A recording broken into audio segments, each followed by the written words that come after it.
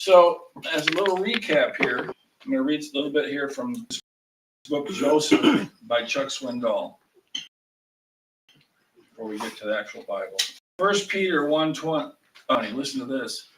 For what credit is there if, when you sin and are harshly treated, you endure it with patience? But if, when you do what is right and suffer for it, you patiently endure it, this finds favor with God. How do you like that? And then he says, Joseph did what was right and he suffered for it. He refused Mrs. Potiphar's advances. So she concocted a lie that sent him to prison. Free man to slave to prisoner. Joseph's freedom was progressively stripped away.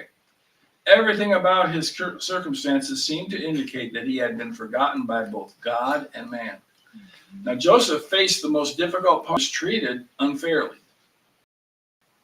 Now he had to exercise the only freedom left to him to choose his attitude. Mm-hmm. So, one step at a time. God's moving one step at a time, and you move one step at a time with him. We're going to Genesis chapter 40.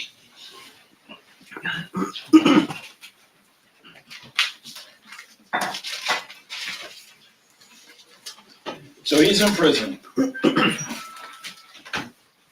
Right before that, it says, the keeper of the prison did not look into anything that was under Joseph's authority, because the Lord was with him, and whatever he did, the Lord made it to prosper. So it prospered with Potiphar, and then when he went to prison, the keeper of the prison even noticed that and gave him responsibility. And he was responsible for all the prisoners. If you were the keeper of the prison and a prisoner escaped, your head went rolling down the street.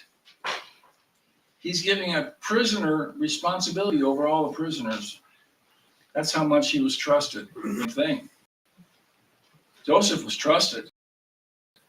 He had his character was refining, and he wasn't a teenager anymore. He was 17 when now he's growing up. God, him, he's moving along.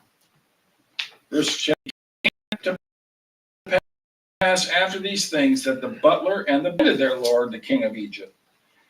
And Pharaoh, which is the king, was angry with his two officers, the chief butler and the chief baker. So he put them in custody in the house of the captain of the guard, as Potiphar. That's where Joseph is, in the prison, the place where Joseph was confined. And the captain of the guard charged Joseph with them. He must have gotten back in good graces again. Perhaps Potiphar figured out that it wasn't the person he thought she was by this time. Joseph's still there. And he served them, so they were in custody for a while. Time is going on. He's in prison. Then the butler and the baker, we're in Genesis 40, verse 5, the king of Egypt, who were confined in the prison, had a dream. Both of them, each man's dream in one night, and each man's dream with its own interpretation. And Joseph came into them and looked at them and saw that they were sad. He knew them. He was there. So we asked Pharaoh's officers who were with us, saying, why do you look so sad today? There's another thing about Joseph. He cared about other people.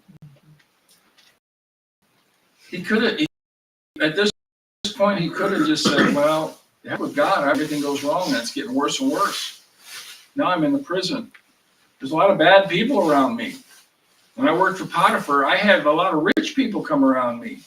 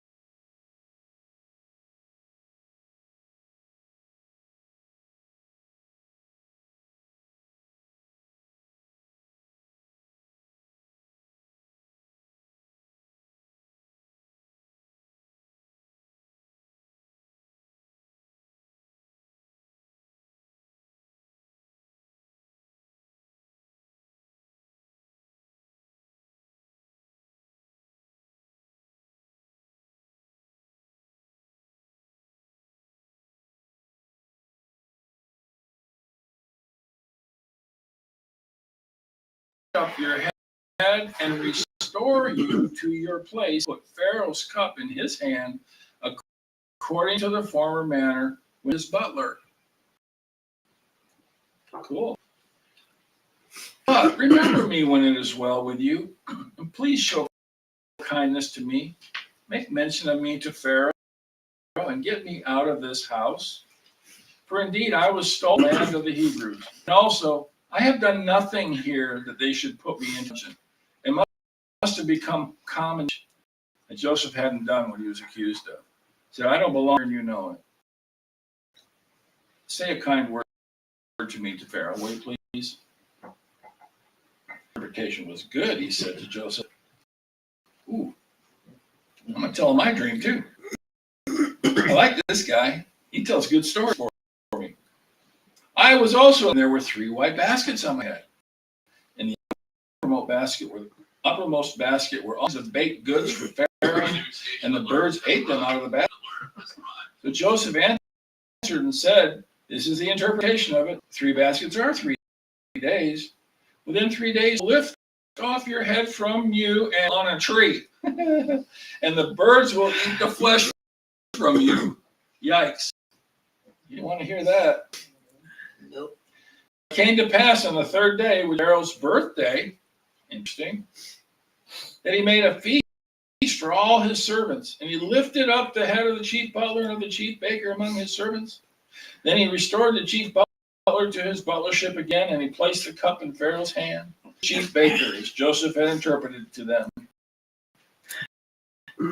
Yet, oh my goodness, they did not remember Joseph, forgot him. Will things ever get better? Karen and I deal with a lot of people, and they're honest. They tell us their issues, give me some advice. I'm like, keep doing what's right. God's going to.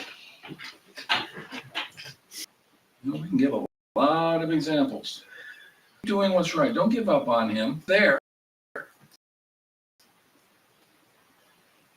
The last thing he says is lo, which means look. It is translated that way in some of the version translations.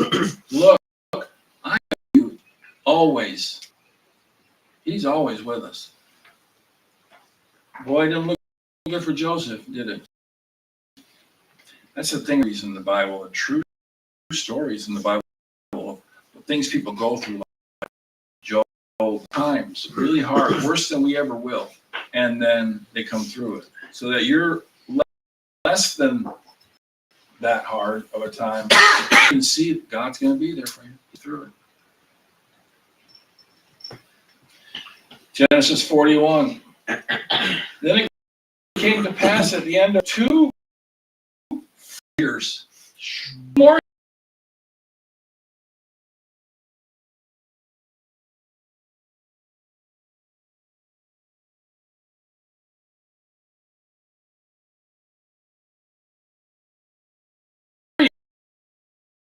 years go by. Okay. And you can see here's the scuttlebutt. Hey, they hanged the baker. They put the butler back where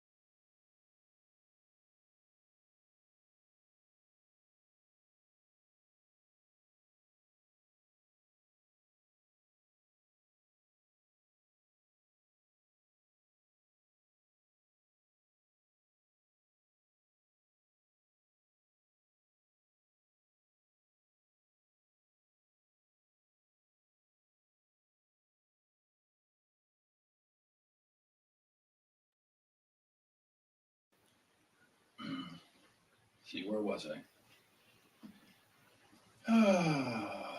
Pretty well still in one, I think. Yeah. Oh, was I? Yeah, you did. Oh, okay. All right. Came to pass at the end of 2 full years, chapter 41.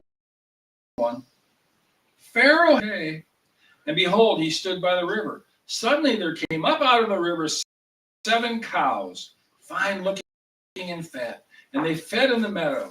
Then behold, 7 other cows them out of the river, ugly and gaunt, and stood by the other cows, and the ugly and gaunt cows ate up the 7 fine looking fat cows. So Pharaoh awoke, slept and dreamed a second time. And suddenly 7 heads of grain came up on stalk, plump and good. Behold, 7 thin heads, blighted by the east wind, sprang on them. And the 7 thin heads devoured the 7 plump. So Pharaoh awoke, and indeed it was a dream. Now it came to pass in the morning that his spirit was troubled, and he sent and called for all the magicians of Egypt and all its wise men. And Pharaoh told him his dreams, but there was no one could interpret them for Pharaoh. Then the chief butler spoke to Pharaoh, saying, I remember my faults this day, when Pharaoh was angry with us and put me in custody in the house of the captain of the guard, both me and the chief baker. We each had one night, he and I. Each of us dreamed according to the interpretation of his own dream. Now there was a young Hebrew man with us there, a servant of the captain of the guard. That's Potiphar, remember? And we told him, and he interpreted our dreams. To each man he interpreted according to his own dream. And it came to pass just as he interpreted for us. So it happened. Office, and he hanged him. Then Pharaoh, wow. Wouldn't that be a day you remember? You've been in prison for 2 years. It's taken 13 years, this whole story that we started reading.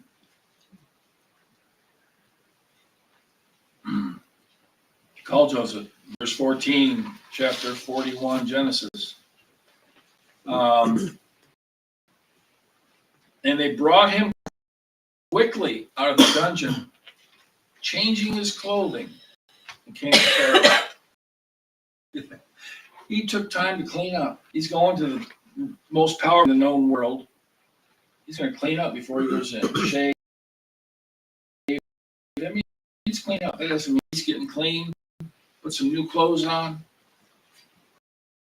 Joseph, I have had a dream, and there is interpretive.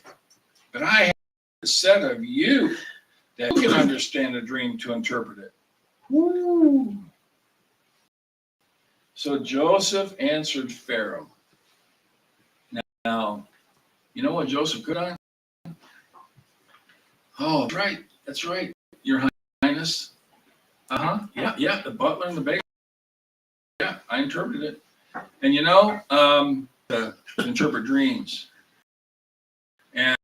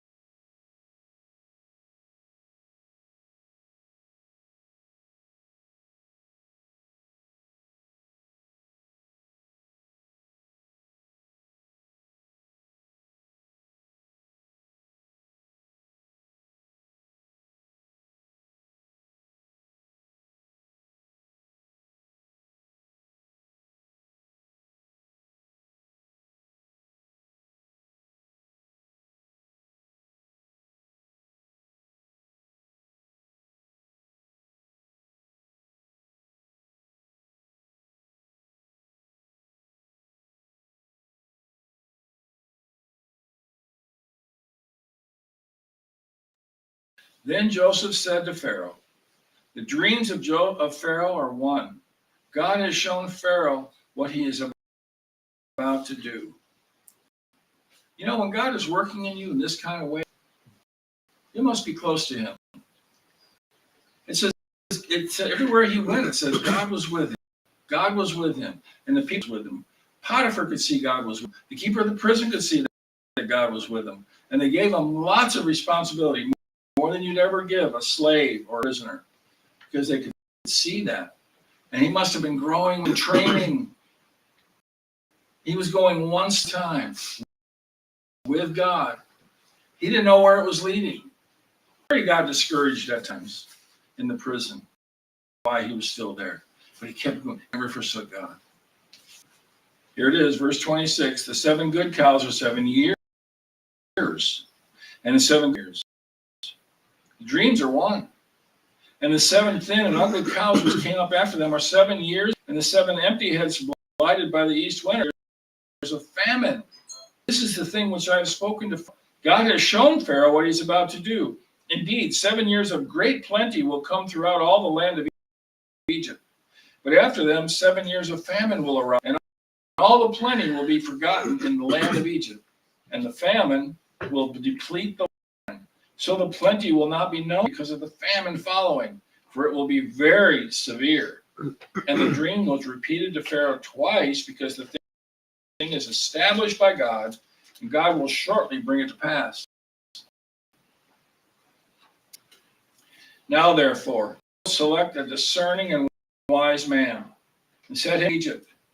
Let Pharaoh do this, and let him appoint officers over the land to collect 1/5 of the produce of the land of Egypt in the 7 plentiful years, and let them gather all the food of those good years coming, and store up grain under the authority of Pharaoh, and let cities. Then that food shall be as a reserve for the 7 years of famine, which shall be, and man may not perish during the famine. Here's what you need to do about it. Find someone that's really wise and discerning. And again, he could have said, "Here's the job." He didn't say that. He's going to do everything. Sometimes it's hard to do that, isn't it? Yeah. Let God do his thing because we want to do it when we're not supposed to. Yeah. So the ice was good in the eyes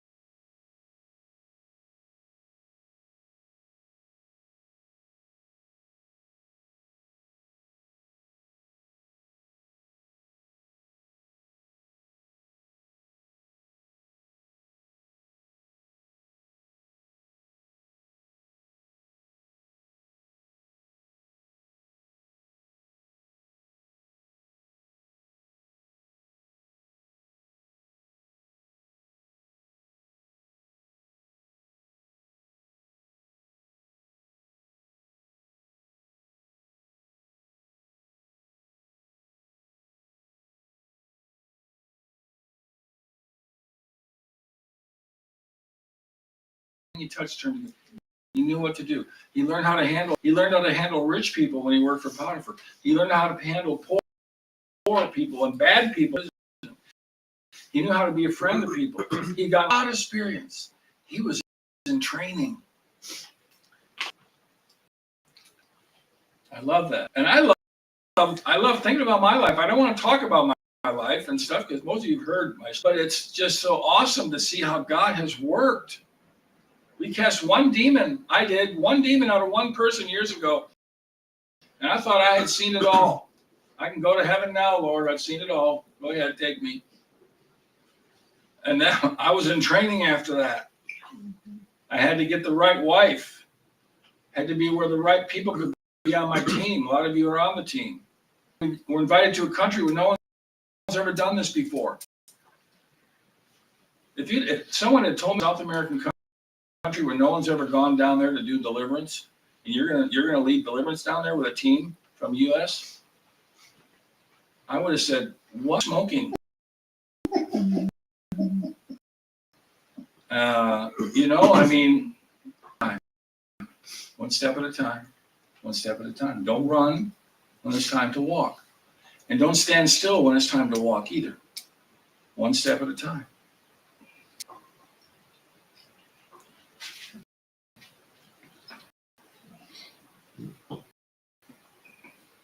Let's see. Oh, verse 42. Oh, no, verse 39, chapter 41. Then Pharaoh said to Joseph, inasmuch as God has shown all this, there is no one as discerning and wise as you. You shall be over my house, and all my people shall be ruled according to your will. Only in regard to the throne will I be greater than you. And see, I have set you over all the land of Egypt. This is the dream that Joseph had when he was 17. That he was going to have people bow down. He kept remembering that dream when he was in the prison. I had a dream from God that people are going to bow to me. Maniac. But he said, something good's going to come out of this. Sure. He kept going. Then Pharaoh took his signet ring off his hand, and he clothed him in garments of fine linen and put a gold chain around his neck. And he put the fine garments on again, like his dad had done. Remember that?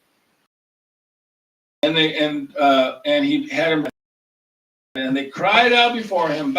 So he set him over all of Egypt. Pharaoh also said to Pharaoh, and without your consent, no man may lift his hand or foot in the land of Egypt. And Pharaoh called his name Zephnath, and he gave him a wife, Asenath, the daughter of Potiphar, whatever priest. So Joseph went out all the land of Egypt. That's interesting. Yes, he's been in prison for quite a while. Pharaoh says, you need a wife. I know what you want. And you need a wife. Go ahead. Joseph was 30 years old when he stood before Pharaoh, king of Egypt. And Joseph went in the presence of Pharaoh and went throughout all the land of Egypt. Now, in the 7 plentiful years, he went through all the land of Egypt. He went out throughout the whole country to check everything out, to learn everything, learn all the cities, the landscape, set things up, get ready for the good. Now, in the 7 plentiful years, the ground gathered up all the food of the 7 years which were in the land of Egypt. The cities, he laid up in every city the food of the fields which surrounded them, gathered very much grain as the sand.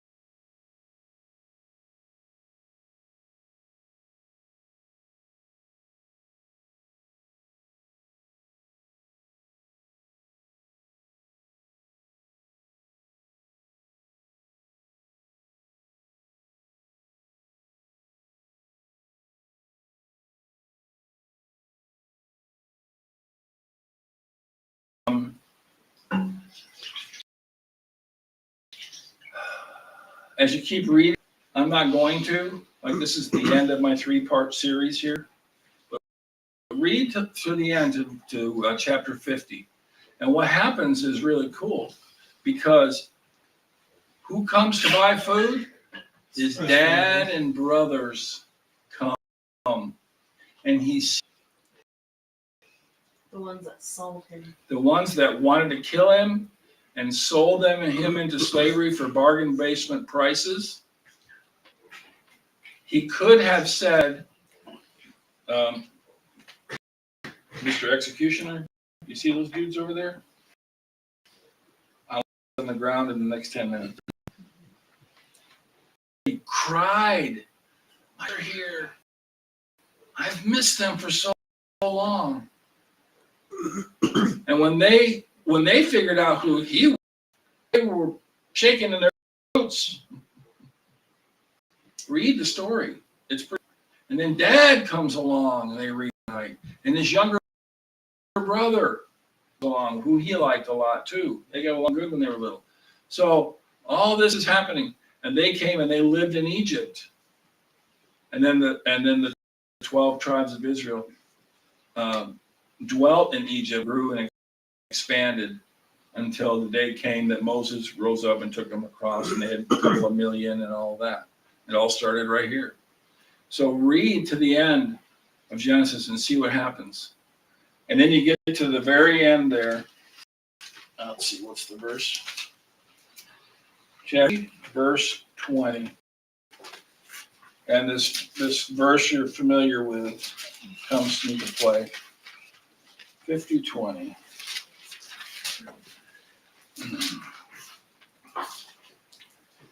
And it says, Joseph said to them, his brothers, don't be afraid. For I am in the place of God. Am I in the place of God? But as for you, you meant evil against me. But God meant it for good, in order to bring it about as it is this day, to save many people alive. You meant it for good, or you meant it for evil. God meant it. Let's forget the past. Family again. Guy. He is I'll ask him, I don't know if that's available. He's one of the many that I want to talk to.